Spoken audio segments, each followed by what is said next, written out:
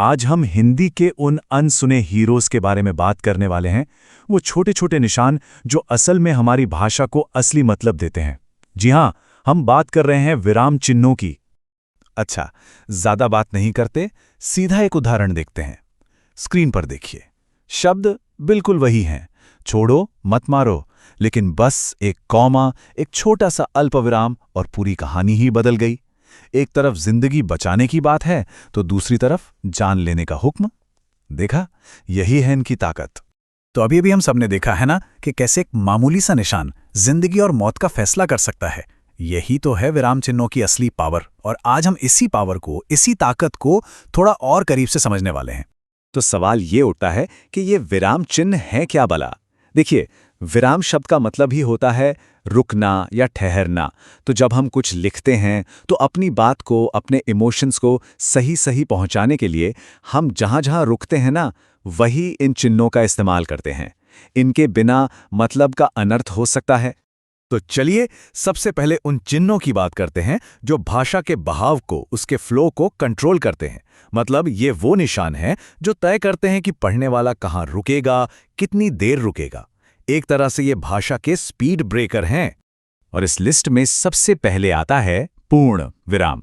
नाम से ही साफ है, पूर्ण मतलब पूरा। जब एक बात खत्म हो जाती है, एक सेंटेंस पूरा हो जाता है, तो हम आखिर में ये सीधी लाइन लगा देते हैं। ये सिग्नल है कि भाई यहां पूरी तरह रुको, बात खत्म। इसके बाद आता है अल्प विराम, जिसे हम सब कॉमा के नाम से जानते हैं। अल्प का मतलब होता है थोड़ा, तो यह है सबसे छोटा वाला ब्रेक। जब एक ही वाक्य में कई चीजों का जिक्र करना हो, जैसे राकेश, सुरेश, रमेश और मोहन, तो हम हर नाम के बाद एक छोटा सा पॉज देने के लिए इसे इस्तेमाल करते हैं।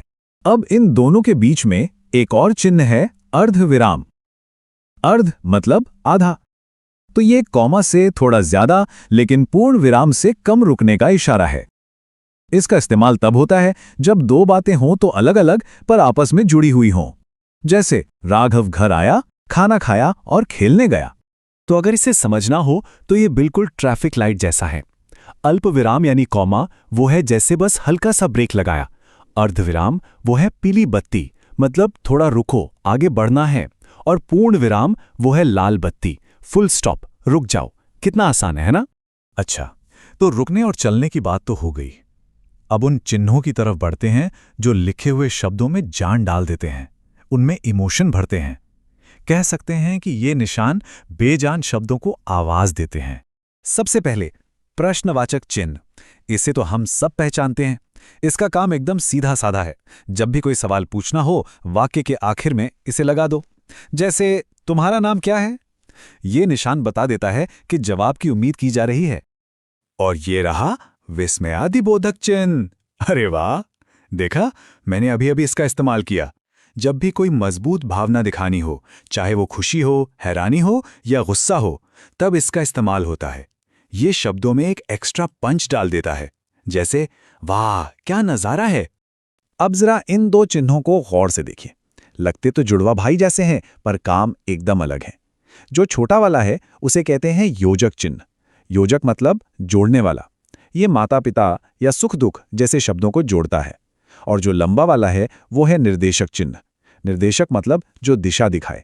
ये किसी की कही हुई बात या किसी लिस्ट की शुरुआत में आता है, जैसे माँ ने कहा और फिर आगे उनकी बात। चलिए अब जरा और टेक्निकल होते हैं और उन चिन्हों को देखते हैं जो लिखने में सटीकता लाते हैं। मतलब ये वो टूल्स हैं जो बात को एकदम साफ और सटीक बनाते हैं, खासकर जब हम कुछ फॉर्मल लिख रहे हों। ये हैं उद्धरण चिन्ह या इन्वर्टेड कॉमास। इनका काम है किसी बात को कैद करना। मतलब अगर किसी की कही हुई बात को बिल्कुल वैसे का वैसा ही लिखना हो तो उसे इन चिन्हों के अंदर बंद कर दिया जाता है। और मजे की बात यह है कि ये दो तरह के होते हैं, सिंगल वाले और डबल वाले। तो दोनों में फर्क क्या है? देखिए, जो सिंगल वाला है यानी एक गहरा उद्धरण चिन्ह, वो किसी खास नाम, किसी किताब के टाइटल या किसी के उपनाम के लिए होता है, जैसे सूर्यकांत त्रिपाठी निराला। और जो डबल वाला है यानी दोहरा उद्धरण चिन्ह, वो किसी की कही हुई पूरी की पूरी बात को कोट करने के लिए इस्तेमाल होता है। जैसे ये देखिए, तुम मुझे खून दो मैं तुम्हें आज़ादी दूंगा। सुभाष चंद्र बोस का ये नारा हम सब जानते हैं। यहाँ ये डबल इन्वर्टेड कॉमा हमें बता रहे हैं कि ये शब्द हूबहू वही हैं जो उन्होंने कहे थे, एक भी शब्द इधर उधर नहीं। अब आते हैं कोष्ठक यानी पेरेंथीसिस पर। इनका काम है एक्स्ट्रा जानकारी देना। मान लीजिए वाक्य में कोई मुश्किल शब्द आ गया तो उसका आसान मतलब इन ब्रैकेट्स में लिख सकते हैं। ये जानकारी जरूरी तो होती है पर वाक्य के मेन फ्लो को नहीं तोड़ती। जैसे विघ्नहर्ता यानी गणेश भक्तान से संकट दूर करते हैं। और अब आखिर में देखते हैं कुछ ऐसे चिन्हों को जो लिखने के काम को थोड़ा आसान और स्मार्ट बनाते हैं। इन्हें आप राइटिंग की दुनिया के स्मार्ट शॉर्टकट्स कह सकते हैं। यह है लाघव चिन्ह। इसका काम है बड़े शब्दों को छोटा करना। जब भी किसी शब्द का शॉर्ट फॉर्म लिखना हो तो पहले अक्षर के बाद ये छोटा सा गोला लगा देते हैं। जैसे पंडित बन जाता है पन, डॉक्टर बन जाता है डॉक्टर। है ना समय बचाने का बढ़िया तरीका। और ये रहा हम सबका बचाने वाला हंसपद या त्रुटिपूरक चिन्ह। मान लीजिए लिखते लिखते कोई शब्द छूट गया तो क्या पूरा काटकर दोबारा लिखेंगे? नहीं, बस जहां शब्द छूटा है वहां ये निशान लगाइए और छूटा हुआ शब्द इसके ऊपर लिख दीजिए। गलती भी सुधर गई और सफाई भी बनी रही। तो कुल मिला के बात यह है कि ये चिन्ह सिर्फ ग्रामर के नियम नहीं है, ये तो लिखने की कला के वो औजार हैं जो हमारी बातों में दम, साफ सफाई और सही मतलब भरते हैं। इनके बिना लिखे हुए शब्द बस शब्द है, इनके साथ वो आवाज बन जाते हैं, इमोशन बन जाते हैं।